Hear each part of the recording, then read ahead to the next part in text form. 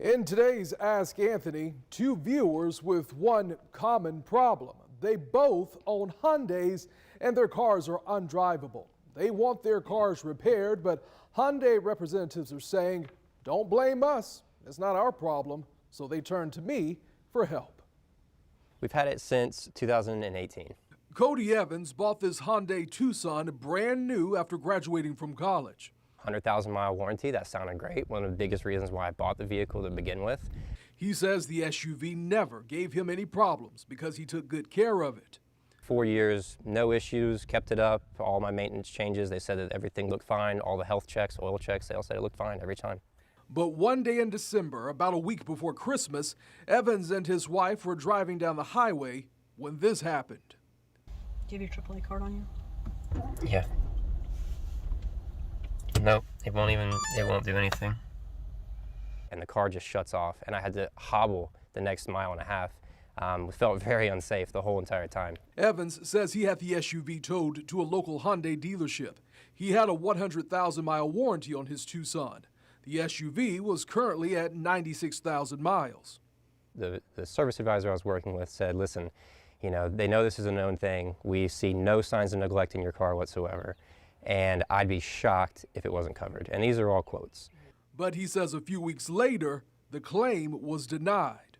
Due to exceptional maintenance neglect, after having already been told there were no signs of neglect, they had already had my maintenance records, they had already had my explanation, and they had already tore apart the engine. Evans says he doesn't understand that because his most recent oil change was around 90,000 miles. He says he was told the SUV was in good shape with no issues. Evans says Hyundai did offer to fix his Tucson, but at a cost. Yeah, they quoted me $9,000. I also got a separate quote for around $9,400, so around the $9,000 mark. Right. Evans isn't alone in his problems with Hyundai. After he emailed me, I received a message from Wanda Burrow. Not even within the first 90 days, the engine seized. Right before Christmas, Burrow bought a 2016 Hyundai Sonata from a local dealership for her son. We were offered 2 years of free oil changes for the vehicle, and life was good. But they soon noticed a problem. The car kept seeming to run out of oil. It was low on oil. Burrow says they only had the car for a few weeks when it started cutting off while her son was driving. Of all days, Friday the 13th in January, he calls letting me know that the car cut off on him again. She says the car was taken back to the dealership and she thought they would take care of the problem. And she proceeded to tell me that this is a common problem. She showed me a ledger of maybe 28 entries of cars that were waiting to be looked at by the mechanics to determine what the problem was. But they didn't take care of the problem. Burrow says she was told the driver's fault for lack of maintenance. And I'm like, but we just bought this vehicle. We just brought it in for its first oil change. How can that be?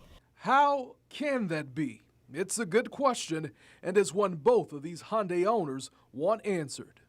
I just think that they are woefully lacking in the ability for customer service and knowledge of their vehicles. So I can tell you a class action lawsuit was recently filed against Hyundai Motor America over faulty engines.